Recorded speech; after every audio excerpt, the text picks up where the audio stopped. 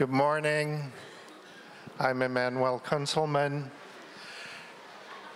And with me today are our panel on the spiritual rebirth of democracy. So we have Lawrence Ellis on this end. Lawrence is a complex systems consultant. He's been working in this field for 25 years, finding more fluid ways for organizational development. He's also a filmmaker, the owner of the consulting firm Paths to Change, a spiritual activist, and a great person in general, working with meditation, alternative life, and figuring out complex systems. Thank you, Lawrence. We have Cassandra Vieten, Dr. Vieten, president of the Institute of Noetic Sciences, author, clinical psychologist, scientific researcher, working on the new Consciousness Change Initiative. Cassie, welcome, thank you. And we have Drew Dellinger, who's lectured worldwide on 3 continents, taught in many universities. From my point of view as an aspiring poet, the master of the spoken word, author of the poetry collection, Love Letter to the Milky Way. Welcome, Drew. Thank you for being with us here today. So this is our panel, and our mission is to rediscover or find the rebirth of spirituality in democracy. No small issue. So we'd like to begin with the 3 panelists giving a brief introduction in their own way with the spirit of their work and their interpretation of this theme, and then we'll get into it more. So, Lawrence, would you like to begin? So I think for our opening, the 3 of us are going to introduce some grounding and elevating practices. So, good morning. Good morning. Good morning. I invite you to breathe with me. Let's breathe together. Breathing in. Breathing out. In.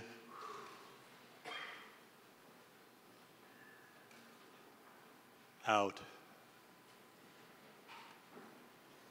The spiritual rebirth of democracy.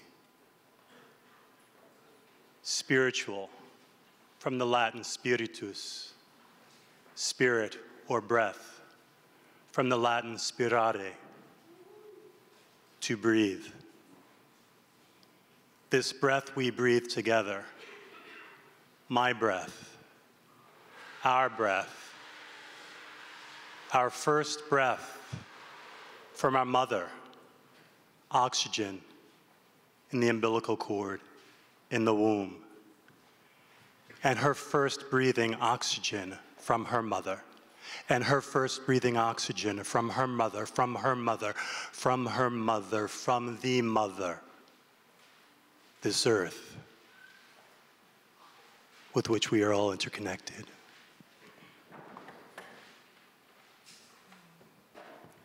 And so to honor Earth,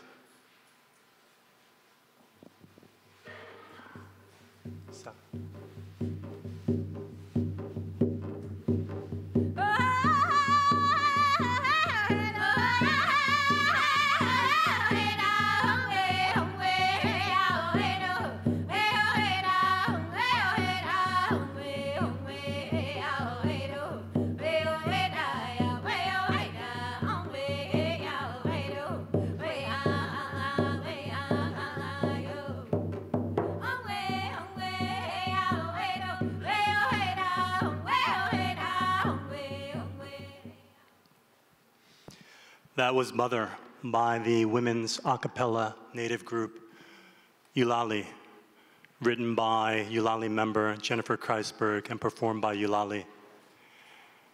And in indigenous circles, when we gather in sacred space like this, in a gathering such as this, we generally honor the people on whose land we stand. So in that regard, I honor the Ohlone people who were in this place for thousands and thousands and thousands of years. And in the context of a panel discussion on the spiritual rebirth of democracy, I call into our conversation the Native people and other peoples who have been systematically excluded from discourses and practices on democracy, inviting the question, have we ever known true democracy in these yet-to-be United States and on this planet? And looking at the impulse which exists and has always existed in the United States of democracy, yet also of empire, extraction, exploitation, and oppression. And the quest, the challenge for us to see those impulses in ourselves and to ask, what is your purpose and what is our collective purpose in the mix of all of this, held and birthed by the mother? Ashe, aho. Ashe.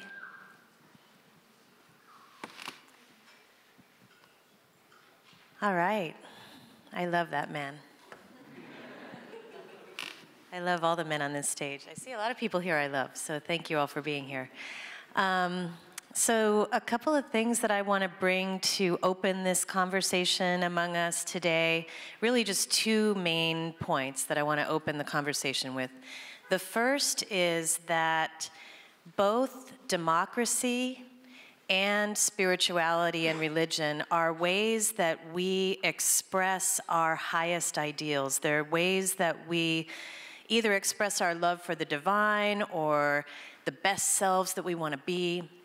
They're also solutions to existential human problems that face us all, like, you know, what are we going to do if half of us want to build the farm on that side of the river and half of us want to build it on this side?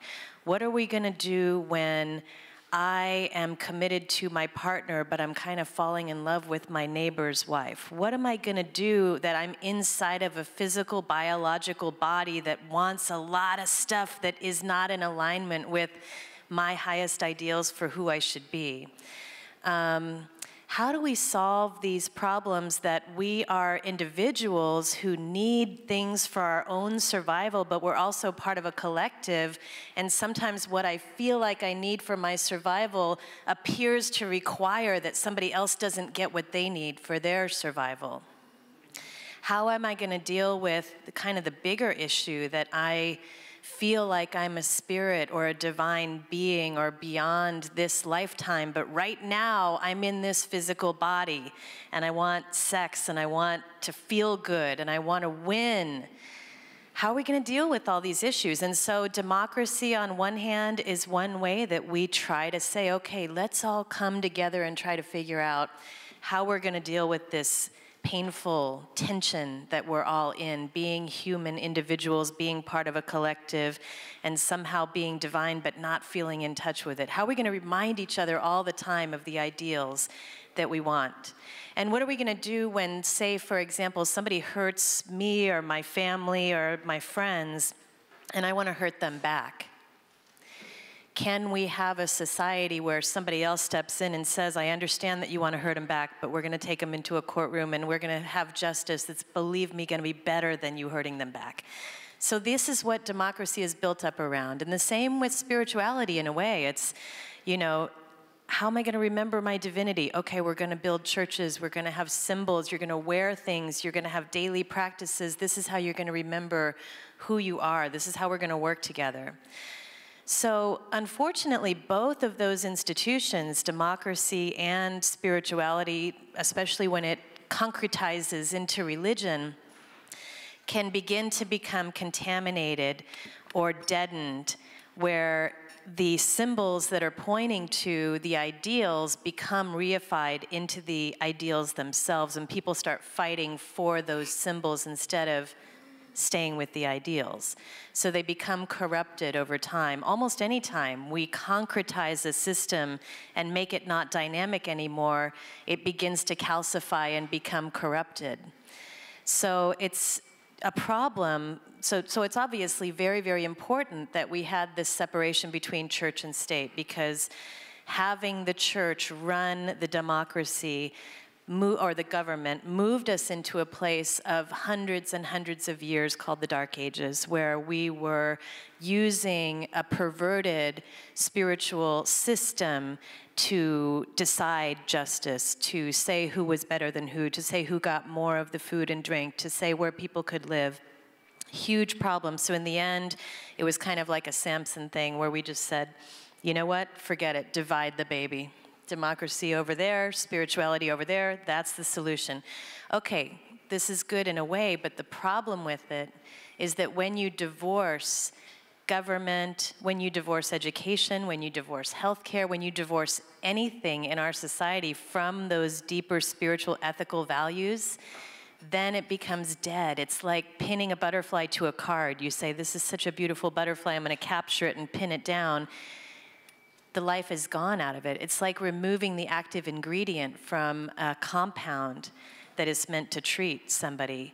So if we divorce our democracy and government, and as I say, stretching out into healthcare and education, from the vital spirit and ethics and values that it is itself there to express and uphold, then we've got a huge problem. So I think what we're facing here is, how do we reintegrate spiritual values into education, into healthcare, into business, into society, without falling into the trap of a corrupt, dominant worldview that doesn't serve all? Thank you.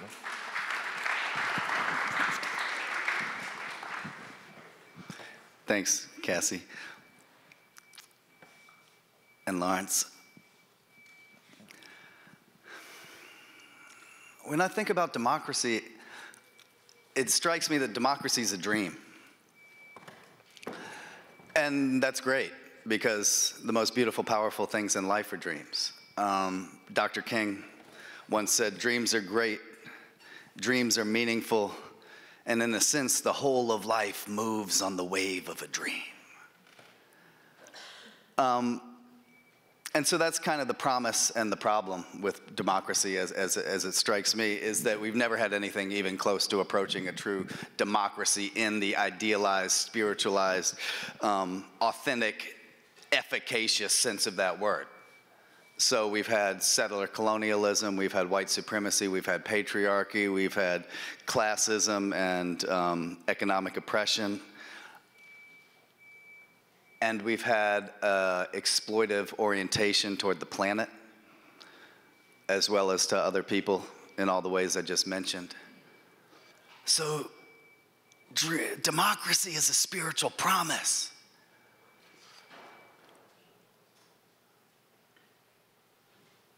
And we do have all these challenges of racism, classism, gender exploitation. We have this interconnected system. Bell Hooks famously called it white supremacist capitalist patriarchy, or sometimes also called white supremacist capitalist heteropatriarchy. But that term, white supremacist capitalist heteropatriarchy, shows us the interconnected links that we're dealing with. It's an intersectional issue. And because we have all these struggles, it's very important, it becomes all the more important that we're rooted in joy, that we're rooted in reverence, that we're rooted in a sense of community. So I want to start with a very short poem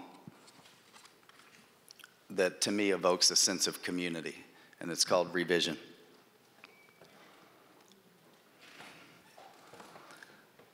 Open your eyes, see visions. Imagine a melody infinitely. Listen.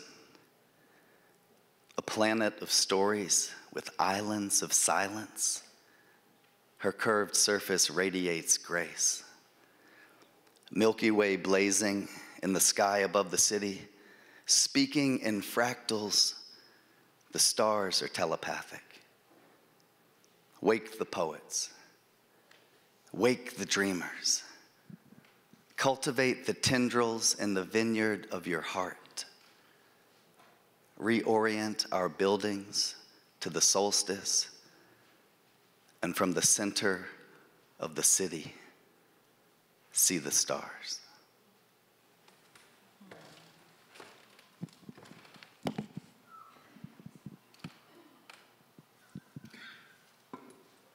And I just want to read 2 more sentences before I pass the mic. You know, there's a lot of bullshit swirling around these days, and there's a lot of fake news, and there's these, apparently there are these whole battalions of bots that are like teenagers in Macedonia and Ukraine and Russia that are intentionally sharing fake news. So I want y'all to see the book here. This is a book from University of Notre Dame Press, from these noted scholars, Paul Spickard and Reginald Daniel. And this is the first 2 sentences of an essay called Independence Possible. I like that in terms of the theme of the panel, Independence Possible. But Spickard and Daniel write, 5 meta-narratives frame American history: democracy, capitalism, colonialism, misogyny, and racism. Almost everything that has happened in the past 4 centuries on the North American continent can be interpreted with reference to one or more of these themes. Almost everything that has happened in the past 4 centuries on the North American continent can be interpreted with reference to one or more of these themes. 5 meta-narratives frame American history: democracy, capitalism, colonialism, misogyny, and racism. So I think that we can't have a realistic discussion of democracy without talking about capitalism, misogyny, patriarchy, white supremacy, systemic racial oppression, settler colonialism. That's the context in which this conversation has to take place. And so I think we need to the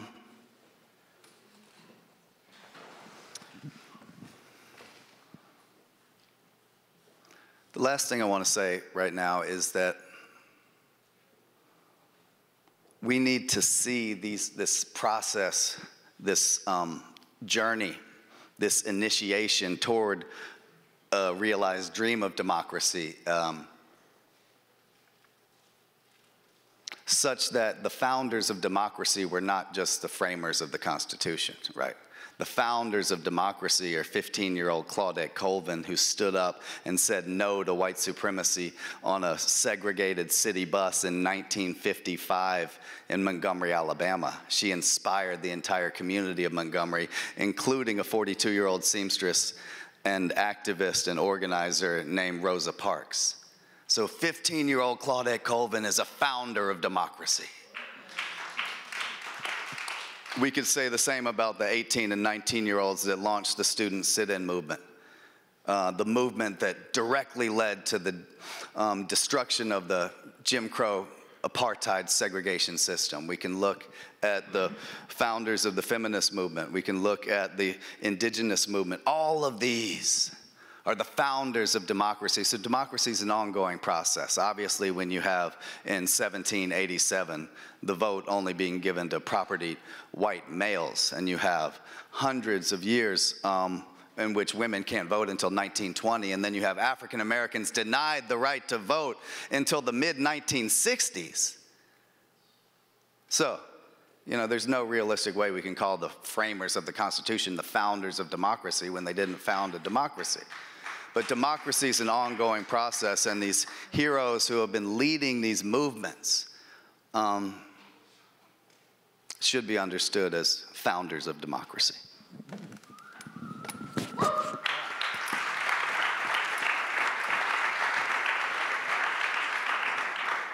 Thank you. Thank you, Lawrence, Cassie, Drew. Well, that gets us off to a profound beginning here. Some juicy stuff here to move forward. So yes, we've put this in a context of spirituality, kind of idealism that was probably lacking, eliminated from the very beginning, from a democracy that was empty in many respects, certainly incomplete from the beginning. And it's brought us to where we are today, that even with those spiritless and incomplete democratic traditions, they're now even threatened more than they've been in the past. And we know that the democratic institutions, not only of the United States, but worldwide, are deteriorating. And that it's in danger, the whole movement towards a freer, more democratic, more inclusive governance of our societies today. So we've got a huge challenge, probably the most important challenge of all times. What can we do? Where can we begin with this? And Emmanuel, can I just add to the frame, just to say that there's also this incredibly beautiful ideal inherent in the idea of democracy and the idea of even, I'm not a nationalist by any means, but even the founding of the American nation, there is a beautiful ideal in there that wants to grow and evolve, that wants to have the kind of blowing on the coals, the flame kindled into something lovely. And I think, what is it, 2 days ago that we had an openly transgender person elected to the Senate of Virginia, right? So there is a crisis, and there is something beautiful happening right now. And one of my friends, Van Jones, will tell us that what's happening right now with this crisis is an opportunity not to return to a healthy democracy, but to create a healthy democracy. So Cassie, I love your constant emphasis, and we talked about this before on, and it was part of your opening, on how spirituality and democracy are both skillful means for things that arise in the human condition that would challenge us into endarkenment rather than enlightenment. And, you know, Drew, your reminder of this larger context. And Emmanuel, you know, it's not just the United States, it is international. In our conversation earlier, you were saying, you know, Freedom House, and just looking at some of their reports, now they have been tracking democratic ideals, democratic norms, democratic progress around the globe for 40 years, and they have a lot of critiques. But a lot of their research shows that the last 11 years, globally, there's been a steep decline in democracy around the world. And in particular, two of the biggest threats they identify are, you know, populism of the kind that we've seen sweeping xenophobia, misogyny, racism, et cetera, and then also these strong-arm dictators. What they failed to identify, and I'd like to throw it on the table just because it came into relief a lot recently with the Paradise Papers, you know, Chapter 2 of the Panama Papers, the deep structural inequality at that level. I mean, we're talking billions and billions and billions of dollars moving around in ways that create shadowy activities, undermining the public interest, corrupting governments. We don't know what's actually going on, and perpetuating inequality. So I'd like to throw that into the mix also, echoing what some of you have said earlier. Thank you. Drew, any thoughts on that before we take it? Well, I think we, you know how people used to talk about a pre-9/11 world and a post-9/11 world. You know, I think I still feel a tension between a pre-2016 world and a post-2016 world. All of the things that I talked about, settler colonialism, misogyny, patriarchy, white supremacy, et cetera, those were all inherent problems of the pre-2016 world, and they're actually getting worse, I should say, because and I think we need a name for this, because a term can sometimes help us get a better grasp on a phenomenon. And so the term that I use for this increase in white supremacy, KKK, anti-Semitic activity in public and political space is the emboldening.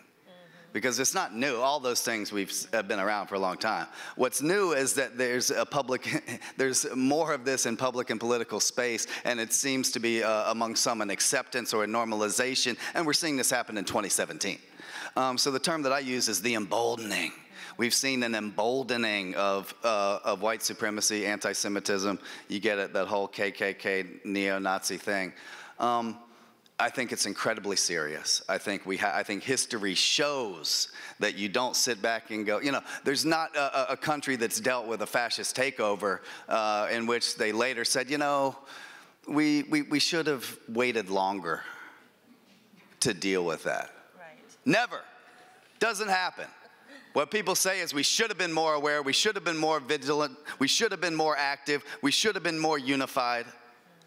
So, you know, as a scholar, as a, you know, someone who tries to contribute meaningfully to the discourse, I'm not up here saying, oh, it's definitely going to go in this direction and things are going to get terrible. I'm up here telling you it could go in this direction. It could get worse. And anyone who tells you, I don't care, you know, what spiritual path they're on or how much power of intention, anybody that tells you that they're absolutely positive that things can't get worse doesn't know what they're talking about. So I think we have to take this very seriously, and that's just, I'm just still on the white supremacy and the KKK and that kind of emboldening. We could talk about the fascism and the authoritarianism and the obstruction of justice that we've already seen when a president fires the president has a right to fire an FBI director. If you fire an FBI director because they're investigating you, that's obstruction of justice. We could be 2 to 24 hours away from a constitutional crisis if the president decides to move against special counsel Robert Mueller. So we could be 20 minutes away from a nuclear crisis. We could be 20 minutes away from a more intense constitutional crisis. And so I think these are very serious, and I think that some of the progressive community is a little bit out to lunch on this. I must say, the last thing I'll say is, I gave a talk a couple weekends ago, Thrive, at the Thrive event in Oakland. Shout out to the Thrive community.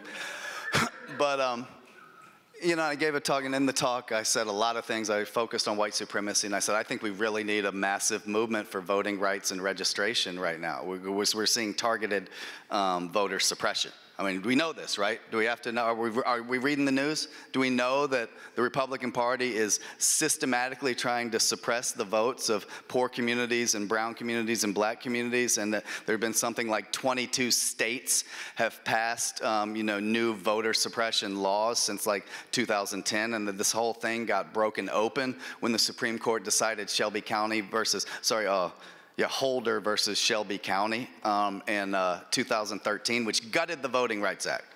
So Chief Justice John Roberts said in his majority opinion, racism's over, Voting Rights Act has worked so well, there's no way that all these southern states are going to go right back to trying to pass voter suppression laws, so let's just gut the Voting Rights Act. Guess what happened?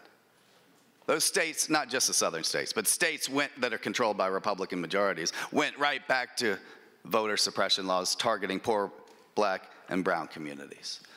So we've got major issues.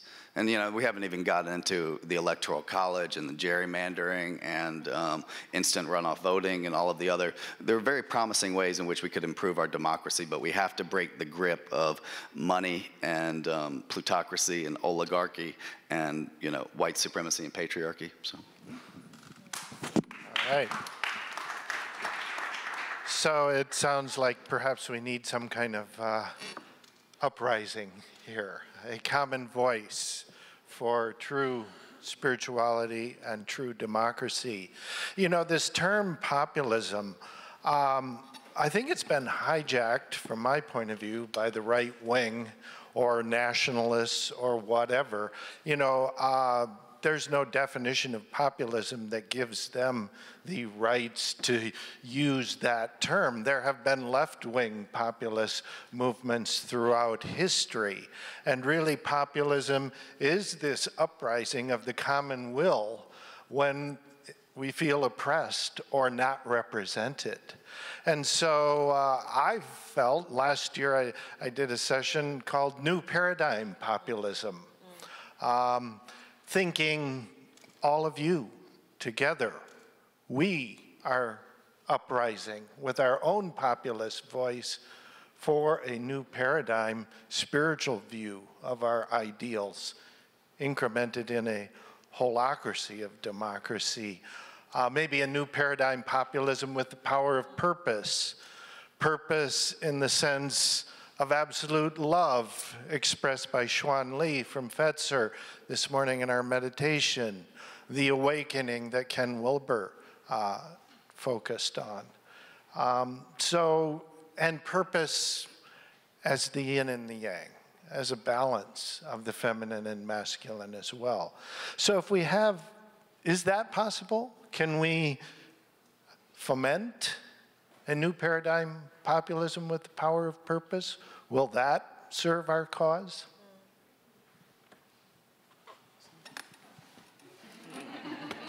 Everybody's looking at me for the answer, definitively. It's already here. It's already happening. So there's this pendulum swing to left and right, and I'm firmly rooted in progressive and left of progressive communities. And there are forces and factors, you know, with this trend that we've seen from Freedom House that are saying democratic ideals, principles, and institutions are going down and have been going down. And maybe it's part of a larger wave of destruction out of which something later will be born. I do not have a crystal ball. What I can take responsibility for is my being in this moment and noticing what arises. And noticing, you know, I can easily otherize Republicans and people who voted for Trump, and there are some in this audience, no doubt, and I don't want you to feel uncomfortable or otherized. But part of my fierce commitment to, yes, everything you talked about, true. Yes, I'm marching in the streets, I've done mobilization, I've done organization, this, that, and the other. And for so long, I've lived at the same political address. You know, sometimes I was listening to some speakers on the other panel. It's like not slowing down enough to notice how conditioned my response is. Oh, they're doing this with the budget. Oh, they're doing this with that. Oh, they're doing, which is true. And my reacting to that isn't going to necessarily help the situation. And so, you know, this notion of a transpartisan alliance where I can be firmly rooted in my very left of progressive ways of being in my communities, and also deeply listen to Fox News. Also deeply read Breitbart, not just so I can understand the quote-unquote mind of the enemy, but so I can deeply empathize with what's really going on underneath the surface, that I can get to the human being there, and that kind of internal radical transformation. And it's not to say that's a substitute for the mobilization. I mean, there's inside-out transformation, there's bottom-up, grassroots organizing, there's top-down for those of us who have access to elite institutions and organizations. There's, you know, social media outside in. I think all of these we need. And yet, what I can take responsibility for time and time again, even when I'm in those movements, is shifting this consciousness. Yeah. Yeah, I mean, I think there's maybe this conversation about spirituality and democracy. Spirituality or spiritual values might actually be an antidote to the shadow side of populism. So we can't trust collective intelligence to guide us 100%. And this is one of the flaws with a pure idea of democracy, one vote, one person, which we've never had. But if we had one vote, one person, we leave the world open to the mob mentality, to the groupthink. You know, if you've seen a town burn a witch at the stake, if you've seen movies of the, you know, village going to get Frankenstein, we are not a sane populace. And so that's where spiritual values come in, is that there's this antidote where we decide as a populace that we know at some level we're not a sane populace, and we decide to elect representatives or we decide to elect judges that we hopefully trust, that will make some wiser decisions than we feel like the populace can make. So how do you balance the tension between the fact that there is collective wisdom and collective intelligence and a very pure, beautiful thing about one person, one vote, and there's also the possibility that the masses can do terrible things together. They can make what they were going to do twice as terrible by doing it all together. So I think that's where maybe spiritual values might be a guide. I was thinking about this in a funny way, that probably one of the major existential human crises when we started to live as major groups is, what are we going to do with our waste? What are we going to do with our waste? So we probably made some of the first collective governments to say, okay, let's figure out how we're going to deal with this. Let's have these people do that, and they're going to be taking care of it in these ways. And so we give different groups of people jobs. But the problem with that is we could say we're going to do that in a way that honors everybody and pays everyone well, or we can say the most desperate and weak are going to take care of that job. And that's kind of how we've tended. So I think that we can talk about how could a reinfusion of explicit spiritual values be an antidote to some of the problems of democracy. Thank you. Yeah, democracy assumes an educated and informed public to make decisions. I'm not sure we have that either. Can we get there, Drew? Can we trust the public to elect our government?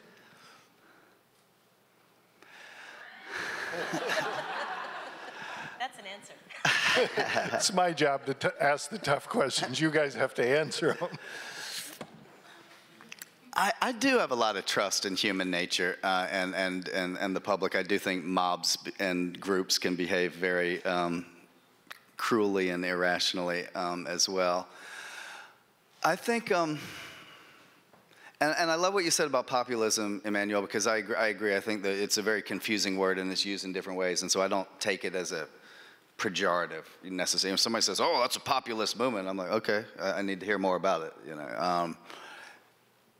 And so I think that we can aspire to a kind of populism that is not, you know, ethnocentric and not racist, et cetera. And I think that's the direction that we need to be going. I want to see I love what Lawrence said as well about not otherizing people, and I try to be conscious of that too, but I think there's a middle way as well with that, because I think there's sometimes some kind of foggy spiritual or new agey kind of things of like, oh, we can't otherize anybody, and then there's just no accountability. I mean, like, you just can't, if you can't hold people accountable for, you know, Fox News lies. They lie all the damn time.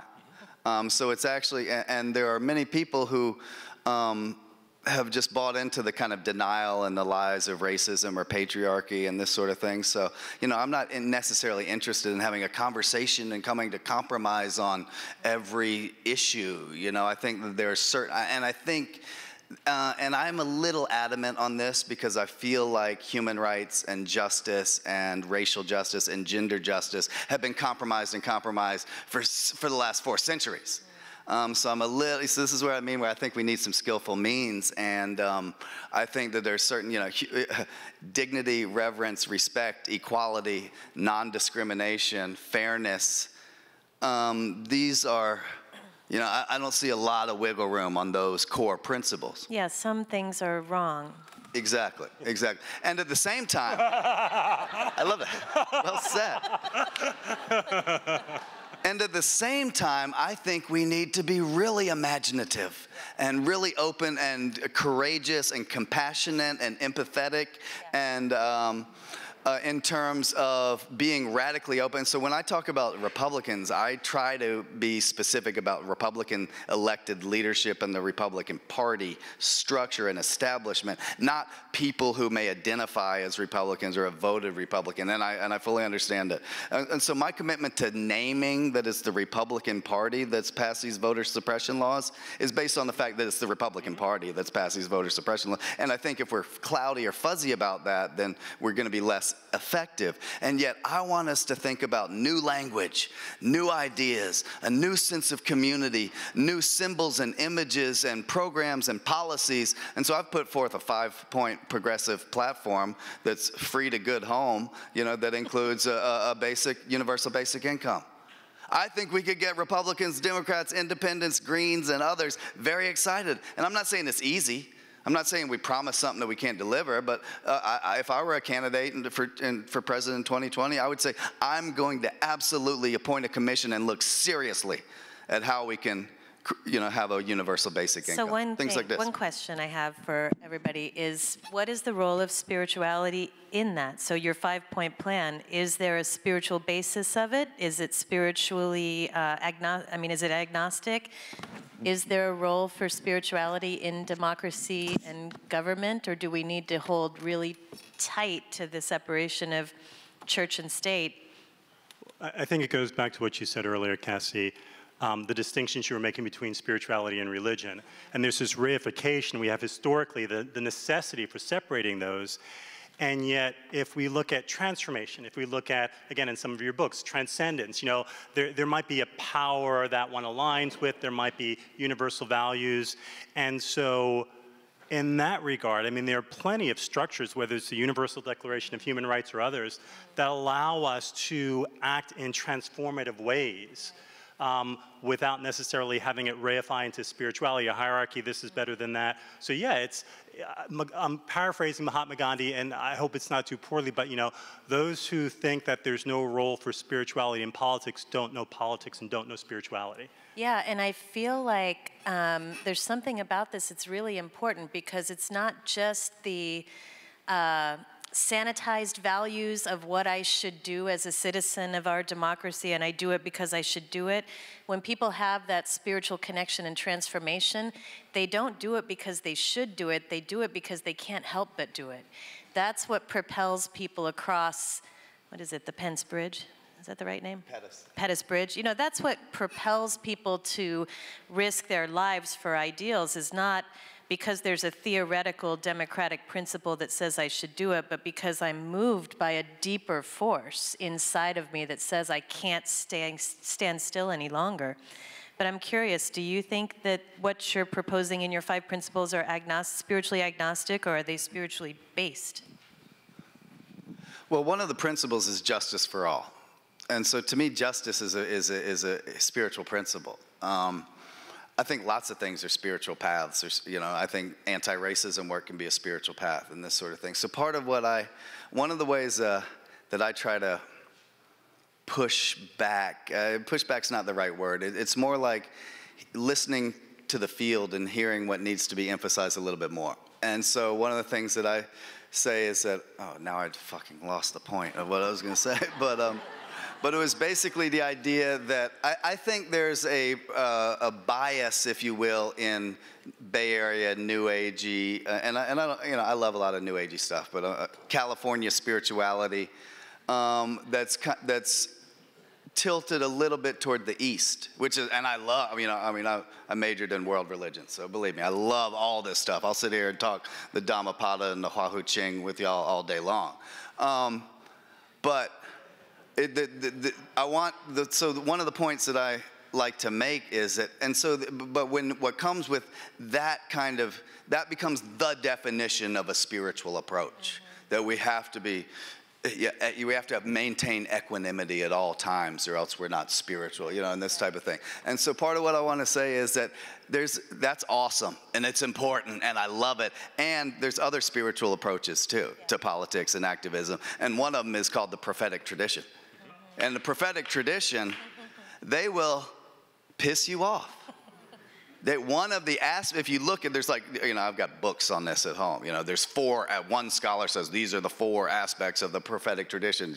They're interested. They're often concerned with the poor and the marginalized. They, take power. They will speak truth to power and attack the king or the government. They are concerned in a religious reformation and this type of thing, or a revitalization movement within the religious order. And they often use harsh and brutal language.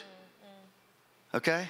So I just kind of want to puncture the sense that if you're not speaking softly, that, some of these teens that I've seen in the streets of Ferguson, Missouri, marching on the federal building in St. Louis, Missouri, with a bullhorn in their hand and a fierce determination in their heart.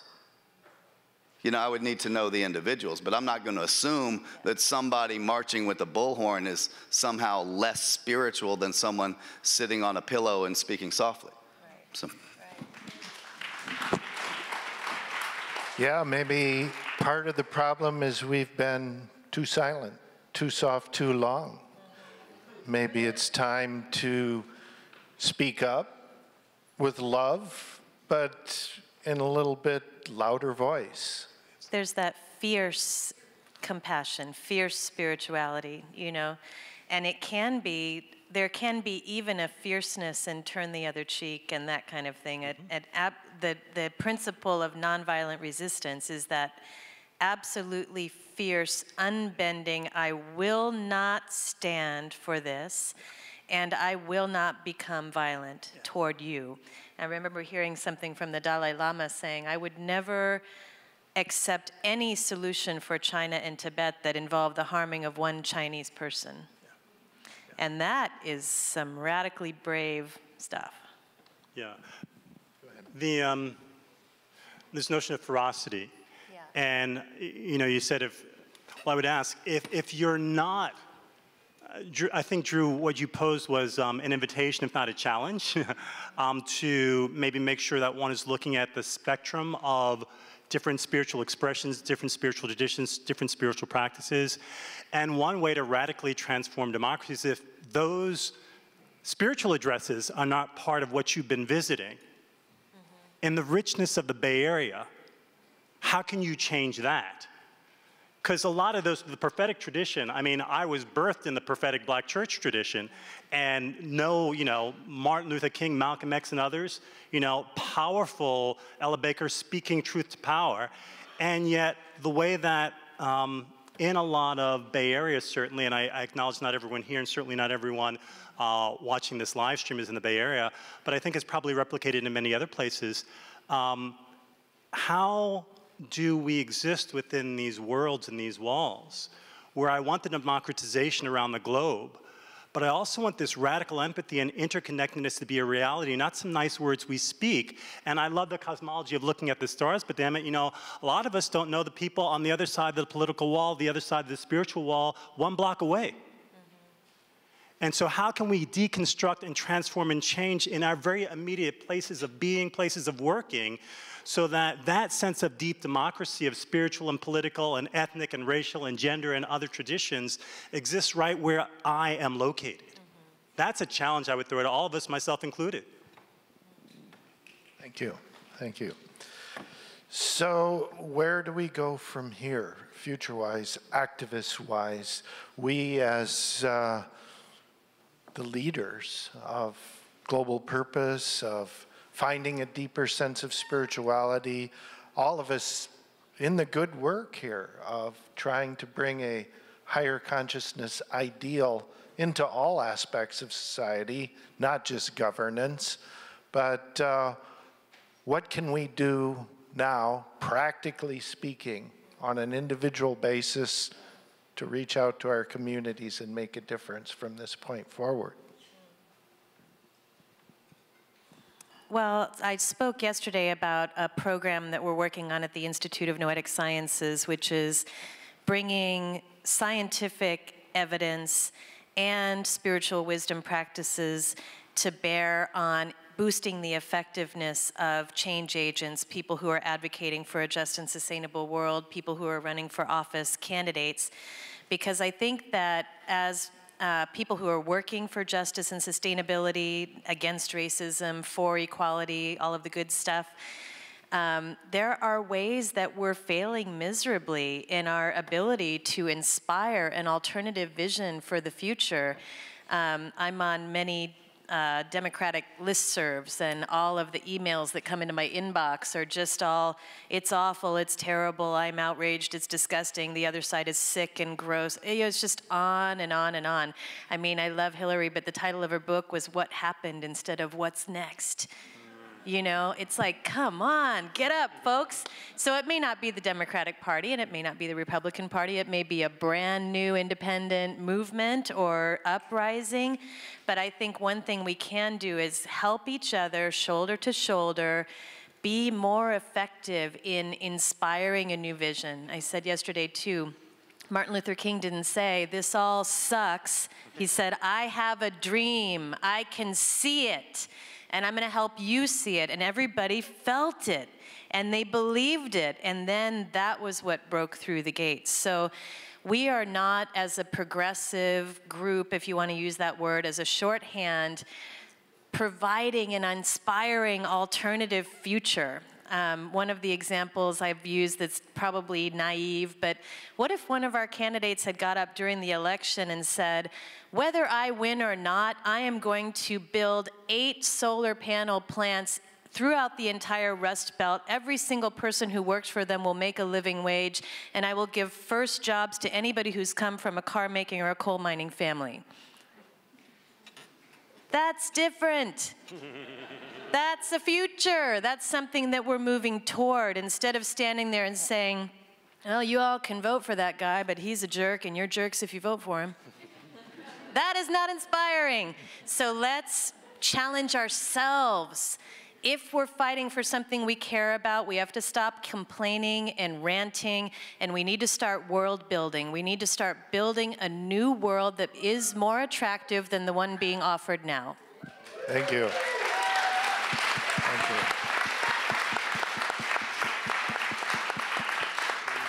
So we have a lot of questions left here, but in the democratic tradition, I think we should open this up to the audience and get a few questions from out there. So, and I see lots of hands, so.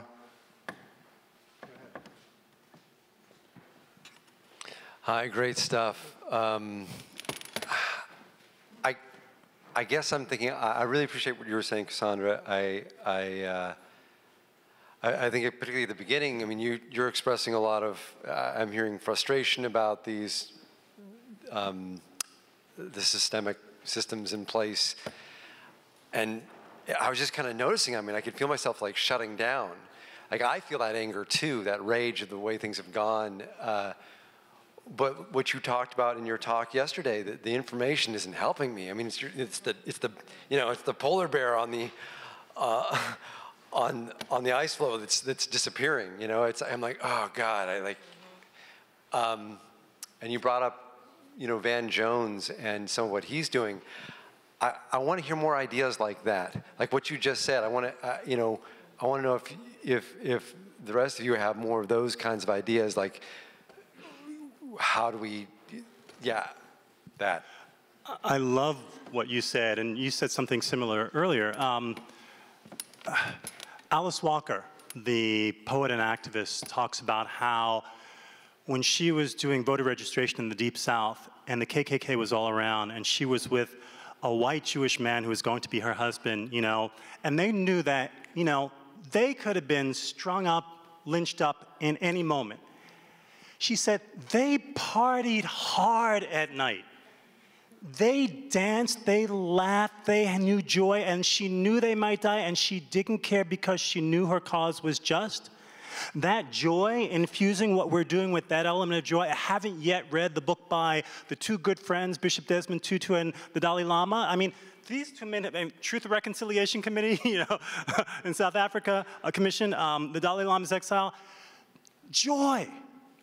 And so how do we embody and bring and cultivate that joy? And for me, it's got to be in community. For me, it's got to be connected with the earth in some way. And again, knowing that we have to have those ideals. We head towards the North Star. We may never get there. But we still walk in that direction. And what I see is so much isolationism. It's a default of our culture. So even a community of 2, and the data on this, 3, I mean, your resonant capacity to push out the noise of the matrix increases dramatically. Small and large communities to assist us on the path, I think, are vital in this work. Yeah, and just a quick comment on that. I don't think that our target audience is the extreme 25% of people who are entrenched in their belief system. I think our target audience is the 50% of people who didn't vote, who are sitting on the fence. They're looking at both extremes, and they're going, it doesn't look like either one of you are having much fun. I don't want to be a part of either one of those. So if we had a team that was looking like they were getting stuff done and they were loving and having fun and partying and in connection and robust and strong, that, people who are sitting on the fence going, which way do I want to go? I don't really get the issue part of it, but those guys look like they are having fun, I'm going there. I think it's just super important. It's not superficial, that idea. There was a guy named Razan Grassi, some of you know, who says, if you want to change the world, throw a better party. It's kind of true. Thank you for talking about Archbishop Tutu. I was about to bring it up. I'm South African, and I'm a child of growing up through the transition, and have lived through seeing two dark-skinned gentlemen become presidents of nations, so I know what's possible. And for me, a defining mark in my childhood was Archbishop Tutu saying, "Divided we fall, united we stand." And that became a mantra for me growing up, and I sought that. And he is the Archbishop. He was the Archbishop of my school. He was a man in the purple robes, and we honored him in a system of where I was not supposed to honor him. So I believe that the church can really hold an ideal in policy even today. His voice is very much holding our very corrupt government accountable. So I ask, who is that leadership that we can cultivate? And having grown up both as somebody in Africa and here, I've also witnessed something that was quite remarkable and comparable to what I see happen in South Africa was the Occupy movement. And seeing how the Occupy movement reacted and responded more effectively and efficiently than the Red Cross when Hurricane Sandy hit New Jersey leaves me the question, Drew, and what Noetics is doing with political readiness is, why are we not also supporting the reemergence of that organized uprising with, I think the spirituality and religion around that was food and sharing meal. And cultivating around song and music. And when we toy in South Africa, it's our cultural songs, it's the old rhythms and beats that still today create the uprising outside Parliament when we're getting influenced also by Russian to cut our news outlets and stuff like that. So the question is, how do we re-rise the Occupy? Okay, well, we're running short of time here, so I'd like each of you to make, supposedly we've only got a minute left. We'll go over a couple of minutes, but if Emmanuel, I just wondered, I'd rather give up my time. And Shawan, do you want to say anything at this point about what we've been talking about? I'd love to hear any thoughts you might be having. Is that okay? Yeah, that's fine. Shawan, thoughts? Get him a...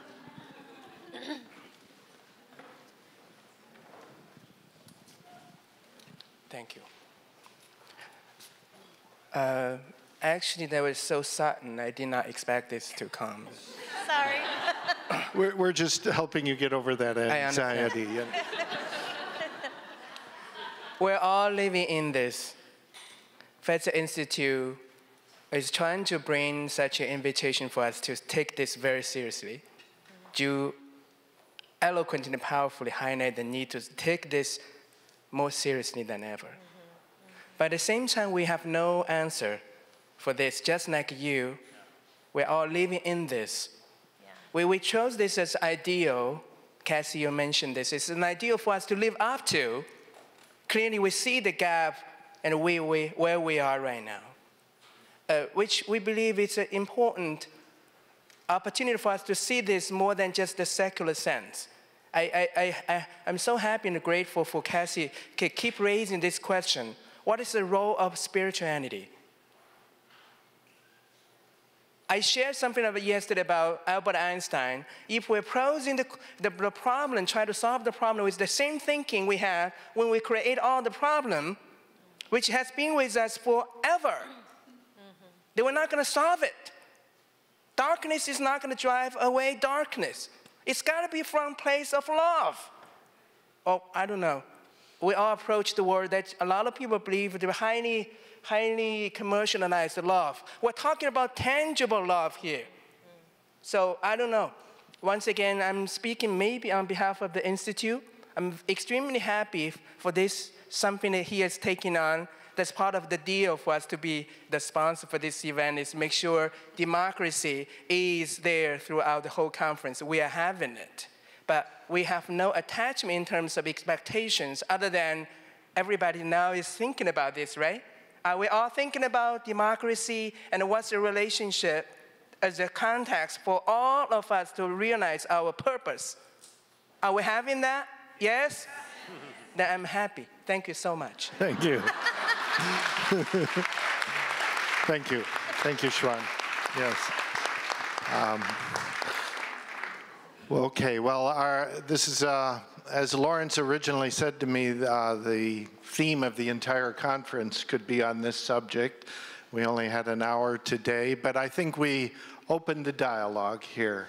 And I'd like to thank you, Lawrence Ellis, Cassie Vieten, Drew Dellinger, for your insight, your passion, and I think we have set the stage here. You know, Fetzer has a triangle of meaning and understanding there, so I'd like to end with one proposal that maybe in the 2020 elections, the three of you run as a triangular triumvirate, and you can democratically sort it out how you divide up the ticket there, but progressive purpose people to lead the way. Thank you very much, and many blessings.